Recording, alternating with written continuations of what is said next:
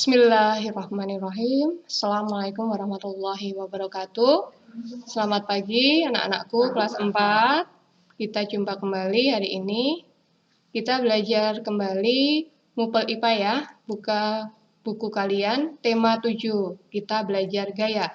Siapkan buku kalian yang kalian miliki. Hari ini kita akan belajar gaya.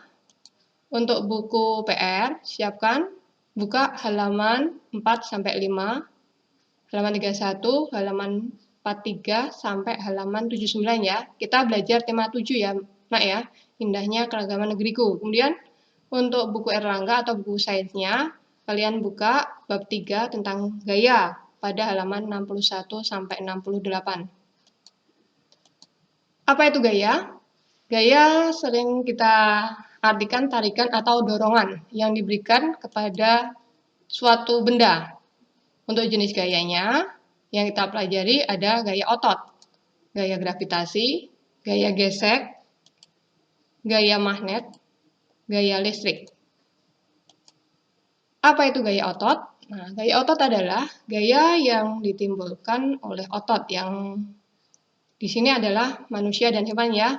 Ini contohnya gaya pada otot manusia sedang mendayung sampan atau perahu.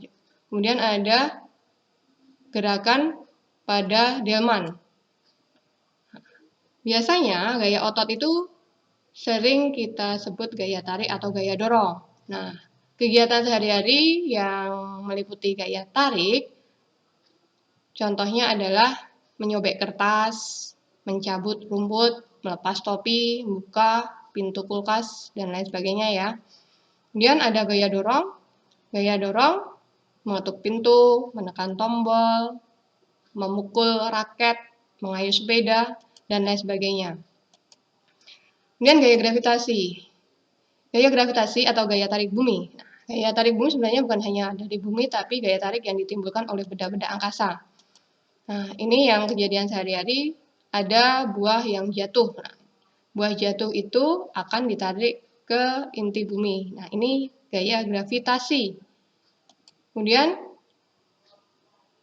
nah kalau di peristiwa alam, contohnya seperti ini. Jadi, ada bulan yang berputar mengelilingi bumi. Nah, bulan ini tidak akan lepas, tapi akan ditarik oleh bumi. Ini namanya gaya gravitasi yang ada di alam. Kemudian gaya gesek. Gaya gesek ditimbulkan oleh dua permukaan benda yang bersentuhan. Nah, gaya gesek ada yang positif, ada yang negatif. Contoh gaya gesek yang kita lihat di sini contohnya adalah roda pada mesin. Nah, ini setiap hari mesin berputar. Nah, lama-kelamaan maka gesekan itu akan menimbulkan panas dan akhirnya bisa menyebabkan kerusakan mesin. Maka supaya tetap awet, mesin kita beri pelumas atau kita beri oli. Saat diberi oli, maka nanti gerakannya menjadi mudah, lebih mudah. Jadi, pemberian oli akan mengurangi gaya gesek. Kemudian, ada lagi contoh di sini adalah pada roda ban. Nah, ini ada mobil yang dibuat untuk trek di gunung. Nah, ini bentuk ban permukaan bannya dibuat kasar atau ada alur-alurnya. Nah, permukaan sol sepatu atau alas sepatu, nah di bawahnya juga dibuat kasar supaya tidak mudah terpleset atau slip. Kemudian gaya magnet. Nah, magnet, pernah main magnet ya? Nah, gaya magnet itu gaya yang ditimbulkan oleh magnet. Magnet ada dua, magnet alam dan magnet buatan. Yang kalian buat mainan adalah magnet buatan. Kemudian kita belajar sifat-sifat magnet. Sifat magnet itu mempunyai dua kutub, yaitu kutub utara dan kutub selatan. Kemudian benda yang dapat ditarik magnet kita sebut benda magnetis. Contohnya adalah besi, nikel, dan kobalt. Nah, mungkin kalian belum kenal apa itu nikel dan kobalt. Taunya besi ya, besi dan baja. Kemudian magnet tidak menarik benda non-magnetis. Contohnya adalah benda non-magnetis, karet, kayu, kaca, styrofoam, atau kalian sebut gabus, kertas, daun, dan lain sebagainya. Kutub magnet yang senama maksudnya kutub utara dan utara jika didekatkan akan tolak-menolak, atau selatan dengan selatan didekatkan akan tolak-menolak. Kemudian kutub yang tidak senama akan terjadi tarik-menarik. Nah, ini contoh dari magnet bisa menarik paku terbuat dari besi. Nah, bagian yang dapat menarik magnet dengan kuat kita sebut kutub magnet. Nah, ini bentuk magnet. Bentuk magnet ada macam-macam. Ada magnet silinder atau magnet tabung. Kemudian ada magnet batang, ada magnet jarum, magnet U, magnet ladang, dan magnet kering. Atau mainan magnet di rumah pun banyak ya. Banyak kan berbentuk magnet batang. Nah, untuk kutubnya biasanya dibedakan ada warna merah dan warna biru.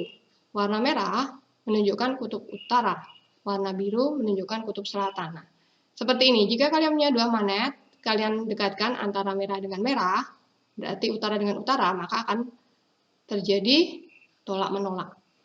Kemudian,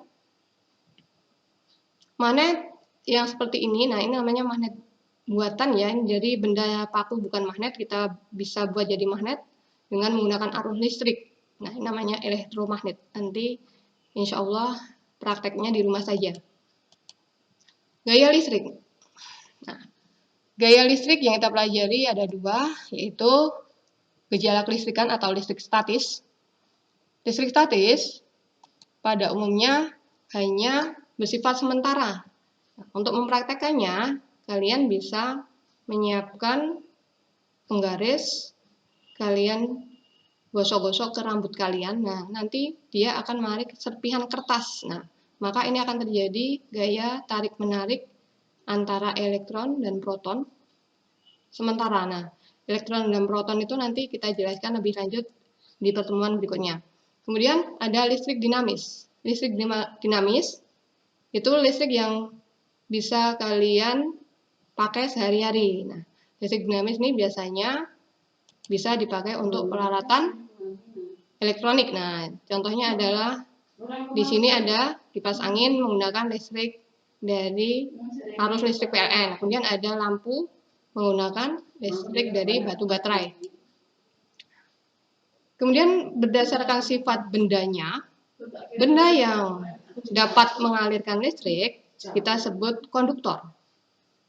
Benda yang tidak dapat mengalirkan listrik kita sebut isolator. Nah, konduktor ini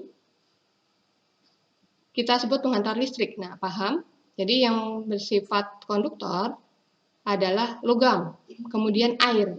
Nah, dari itu kalian bisa terkena sengatan listrik. Nah, kenapa? Karena tubuh kita adalah penghantar listrik. Kemudian untuk informasi yang harus kalian ketahui, jadi gaya itu bisa kita ukur menggunakan alat. Nah, alatnya namanya dinamometer atau neraca gas. Untuk besarnya gaya yang terukur, kita menggunakan satuan, disebut Newton atau biasanya disingkat N. Alhamdulillah cukup untuk materi gaya. Silakan dipelajari, dibuka bukunya, dibaca kembali. Untuk selanjutnya masih tetap kita harus senantiasa melakukan protokol kesehatan dengan 5M ya anak-anak ya. Tetap cuci tangan di bawah air yang mengalir, memakai masker, jaga jarak, jika kerumunan. Nah, jangan lupa juga berdoa. Karena semua kejadian ini atas kehendak Allah. Terima kasih atas perhatiannya. Mohon maaf atas segala kekurangan. Untuk latihan tugas, kalian silahkan buka pada URL yang ada di sini. Nah, nanti tugasnya pakai Google Form seperti biasa. Terima kasih. Assalamualaikum warahmatullahi wabarakatuh.